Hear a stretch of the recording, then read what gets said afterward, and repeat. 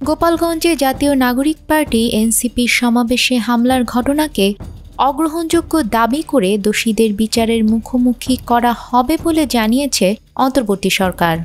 বুধবার বিকেলে press wing থেকে পাঠানো এক বিবৃতিতে বলা হয়, বিপ্লবী আন্দোলনের 1 বছর পূর্তিতে তরুণদের শান্তিপূর্ণ সমাবেশ করার অধিকার হরণ তাদের মৌলিক অধিকারের লঙ্ঘন।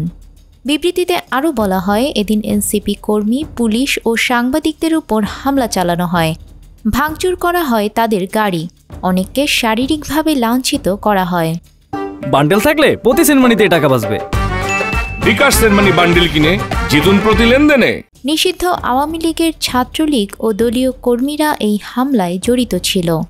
বিবৃতিতে সামরিক বাহিনী ও পুলিশের তাৎক্ষণিক হস্তক্ষেপের প্রশংসা করা হয়।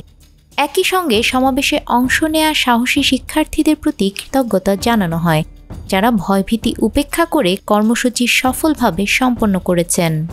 বিবৃতিতে আরও বলা হয়, বাংলাদেশে কোনো ধরনের সহিংসতার জায়গা নেই। যারা শান্তিপূর্ণ নাগরিক অধিকার হরণে জড়িত তাদের বিচারের মুখোমুখি হতেই হবে, ন্যায় বিচার প্রতিষ্ঠিত হবে, এটাই সরকারের অঙ্গীকার। বুধবার দুপুর 1:30টার দিকে গোপালগঞ্জে জাতীয় নাগরিক পার্টির সমাবেশস্থলে হামলার ঘটনা ঘটে। এ হামলার জন্য নিষিদ্ধ ঘোষিত সংগঠন ছাত্রলীগকে দায়ী করেছেন সমাবেশে উপস্থিত থাকা এনসিপির নেতাকর্মীরা। প্রত্যক্ষদর্শীরা জানান, সমাবেশস্থলে সকাল থেকে জড়ো হতে থাকেন এনসিপির নেতাকর্মীরা। এক পর্যায়ে দুপুরের দিকে সমাবেশস্থলে হামলা চালান কয়েকজন যুবক। এ সময় সমাবেশস্থলের পাশে থাকা বেশ কিছু চেয়ার ছুঁড়ে ফেলেন তারা, ভাঙচুর করা হয় কয়েকটি চেয়ার।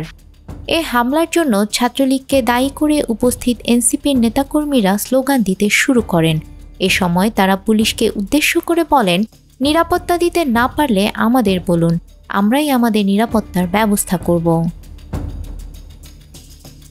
নিউজ ডেস্ক, আমাদের সময়।